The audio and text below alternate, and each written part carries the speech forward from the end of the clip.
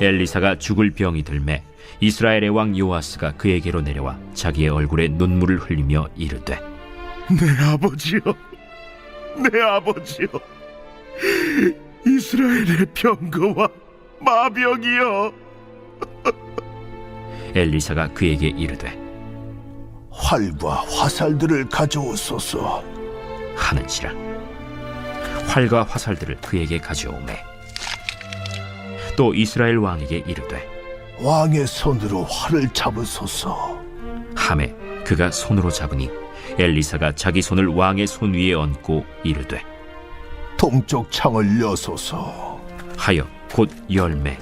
엘리사가 이르되, 쏘소서. 하는지라. 곧 쏘매 이는 여호와를 위한 구원의 화살, 곧 아람에 대한 구원의 화살이니 왕이 아람 사람을 멸절하도록 아벡에서 치리이다. 화살들을 집으소서. 땅을 치소서. 이에 3번 치고 그친지라. 하나님의 사람이 노하여 이르되, 왕이 6번을 칠 것이니이다.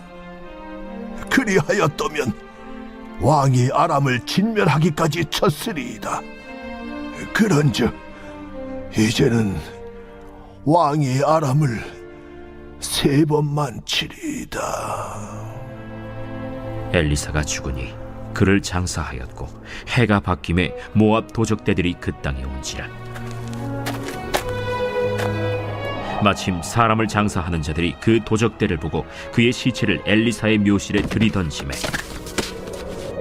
시체가 엘리사의 뼈에 닿자 곧 회생하여 일어섰더라.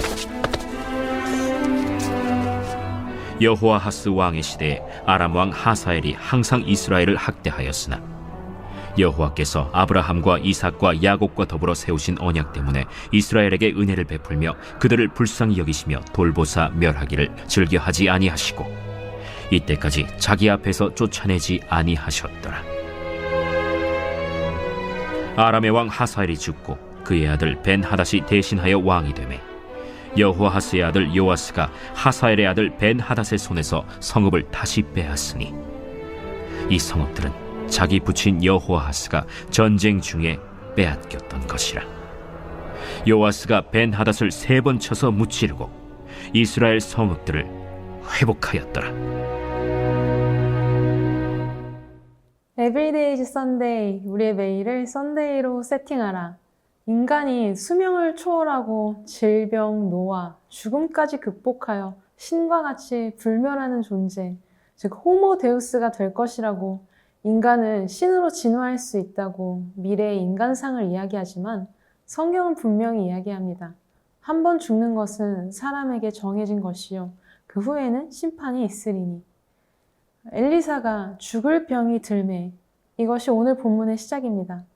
엘리사, 그도 죽습니다. 죽은 사람도 살리며 이스라엘이 국가적 위기에 놓일 때마다 나라와 민족을 구했던 삶 자체가 기적의 연속이었던 영적 거장이 지금 죽음을 눈앞에 두고 있습니다. 한 번 죽는 것이 사람에게 정해진 것이기 때문입니다. 우리의 삶은 영원하지 않습니다. 우리는 죽음 앞에 선 존재입니다. 오늘 이 하루도 우리는 이 사실을 기억하며 살아가야 할 것입니다. 죽을 준비가 되었을 때, 그때가 가장 올바로 살 준비가 되었을 때다 라는 맥스 앤더스의 말처럼 죽음이 우리의 삶을 가장 올바로 마주서게 하기 때문입니다. 오늘 이 하루 삶의 마지막 날인 것처럼, 마지막 예배인 것처럼 최선의 삶을 주님께 올려드리는 복된 금요일 되시기를 예수님의 이름으로 축복합니다. 이스라엘 왕 요아스가 그에게로 내려와 자기의 얼굴에 눈물을 흘리며 이르되, 내 아버지여, 내 아버지여, 이스라엘의 병거와 마병이여 하매, 엘리사의 임종 소식에 요아스는 엘리사를 찾아가 눈물을 흘립니다. 당시 이스라엘의 국력은 나날이 쇠퇴해져 국가를 방어할 만한 군사력을 가지고 있지 않았습니다. 아람의 군대의 계속되는 침략으로 당시 그들에게 마병 50과 또 병거 10승, 보병 1만 외에는 남아있지 않았기 때문입니다.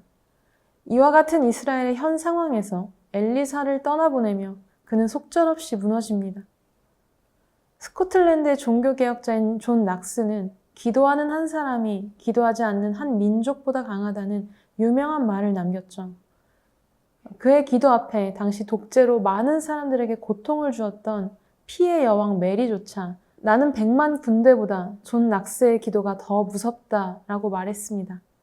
엘리사, 그가 바로 그런 존재였던 것이죠. 그는 그 어떤 전차와 마병보다 나라를 지키는 힘이자 나라의 안전을 보장하는 영적 지도자였습니다. 하나님 보시기에 악을 행하던 요아스에게마저 그의 부재는 두려운 것이었습니다. 나아가 오늘 말씀을 보면 그는 죽어서도 사람을 살리는 사람이었습니다. 엘리사가 죽으니 그를 장사하였고 해가 바뀜에 모압 도적대들이 그 땅에 온지라. 마침 사람을 장사하는 자들이 그 도적대를 보고 그의 시체를 엘리사의 묘실에 들이던짐에 시체가 엘리사의 뼈에 닿자 곧 회생하여 일어섰더라. 늘 사람을 살리던 그는 죽어서도 사람을 소생케 했습니다. 시체도 회생하여 일어나게 합니다. 죽어서도 하나님의 일을 한 사람이죠. 오늘 우리가 마주하는 모든 삶의 자리에서 우리의 존재가 이와 같기를 원합니다. 우리 한 사람의 존재가 이 나라의 병거와 마병보다 강력하며 마른 뼈와 같은 인생들이 우리를 통해 회생하여 일어나는 놀라운 역사 있기를 예수님의 이름으로 축복합니다. 그런데 요아스가 엘리사를 향해 했던 내 아버지여 내 아버지여 이스라엘의 병거와 마병이여, 이 말은 엘리야가 승천할 때 엘리사가 했던 말이기도 합니다. 하지만 그들의 결론은 다릅니다. 같은 말, 다른 결말입니다. 무슨 이유에서였을까요? 계속해서 말씀을 살펴보겠습니다. 엘리사가 요아스에게 활과 화살들을 가져오라고 합니다. 그리고 왕의 손으로 활을 잡으십시오 말합니다. 그리고 자기의 손을 왕의 손 위에 얹습니다. 이는 하나님의 능력이 요아스 왕에게 전달됨을 의미합니다. 그리고 엘리사는 동쪽 창을 열어 화살을 쏘라고 합니다. 동쪽은 아람 왕에게 빼앗긴 곳을 뜻합니다. 왕이 그의 말대로 화살을 쏘자 엘리사는 이 화살은 아람에 대한 구원의 화살이라고 말합니다. 17절 여호와를 위한 구원의 화살, 곧 아람에 대한 구원의 화살이라고 말하죠. 하나님께서 하나님의 사람을 통하여 그 손으로 그를 붙잡아 주시며 그들을 학대하는 아람 사람을 멸하실 것을 약속하신 것이죠. 이어서 그는 요단 동편을 향해 화살을 쏘게 하고 화살을 집어 땅을 치라 명합니다. 여기서 치다라는 동사는 앞서 아람을 치게 될 것이라는 하나님의 약속에서 사용된 단어입니다. 즉 화살로 땅을 치는 이 상징적인 행위는 아람을 물리치는 것임을 알려주는 것입니다. 그런데 요아스는 땅을 3번만 치고 그쳤습니다. 그러자 엘리사가 노하며 말합니다. 왕이 6번을 칠 것이니이다. 그리하였더라면 왕이 아람을 진멸하기까지 쳤으리이다. 그런즉 이제는 왕이 아람을 3번만 치리이다 하니라. 3번 치고 그치니라. 그는 3번이면 적당하다. 그쯤 하면 됐다 생각하고 스스로 종료 휘슬을 불어버렸습니다. 그러나 엘리사는 종료 휘슬은 하나님이 부신다는 사실을 알았던 사람입니다. 사랑하는 여러분, 하나님께서 아직 종료 휘슬을 불지 않으셨는데 내가 먼저 끝내는 것, 그것은 불신입니다. 화살을 잡아주시며 친히 약속을 주시고 이루시는 분은 하나님이시지만 하나님의 약속이 성취되기까지 우리는 우리의 몫을 다해야 합니다. 하나님께서 보내신 자리를 이탈하지 않고 그 구원의 화살을 붙들며 부르심의 몫을 다하는 것은 우리의 일입니다. 엘리야가 처음 엘리사를 부를 때 엘리야는 그의 겉옷을 그 위에 던졌습니다. 이 행위는 자신이 가진 영적인 능력을 엘리사에게 전수해 준다는 것을 상징합니다. 하나님의 소명과 부르심, 약속을 뜻하죠. 엘리사는 이 부름 앞에 즉각 응답합니다. 그는 모든 것을 버려두고 엘리야를 따르죠.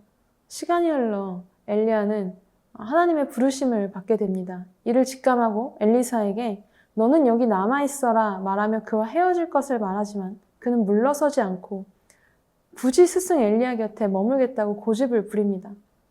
여기 머물라. 따라가고 싶습니다. 이런 식의 거룩한 신랑이가 3번이나 거듭되죠.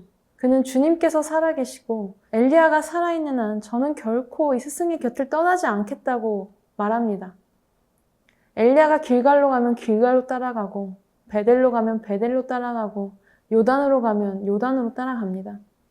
그의 집념에 내가 내게 무엇을 해줄까 묻고 엘리사는 그의 성령이 하시는 역사가 갑절이나 내게 있게 하소서 말합니다. 엘리사는 집요하게 부르심과 약속을 붙들고 그의 화살을 내리친 것입니다. 엘리사, 그는 길이 끝나는 곳에서도 길이 되는 사람이었던 것이죠. 이것이 믿음입니다. 예수님은 과부와 재판장 비유를 들려주시며 밤낮 부르짖는 그녀의 모습이 바로 믿음이라고 말씀하십니다. 인자가 올 때 세상에서 이런 믿음을 찾아보겠느냐고 물으시죠. 사랑하는 여러분, 하나님은 내가 새벽 날개를 치며 바다 끝에 가서 거주할지라도 바다 끝, 곧 거기서도 나를 인도하시며 붙드시는 분이십니다. 바다 끝에서조차 나를 인도하시는 하나님을 붙드는 것, 그것이 믿음입니다. 오늘 이 하루 하나님이 우리를 보내신 학교와 직장, 또 가정, 사역의 자리에서 때로 모든 걸 뒤로하고 떠나고 싶은 순간이 찾아올지라도 그 자리를 이탈하지 마시고 그 자리를 지켜내시며 하나님께서 종료 휘슬을 부실 때까지 그 구원의 화살을 붙드는 믿음의 삶을 사는 저와 여러분 되시기를 예수님의 이름으로 축복합니다. 함께 말씀을 기억하며 기도하겠습니다.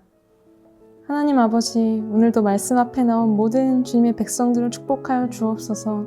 하나님, 오늘도 주님의 약속을 붙잡으며 나아갑니다. 이 약속이 이루어지기까지 하나님 앞에서 우리의 믿음을 다하여 하나님의 뜻이 이 땅 가운데 완성될 그날까지 주님의 나라를 세워가는 믿음의 사람들 다 되도록 축복하여 주옵소서. 예수님의 이름으로 기도합니다. 아멘.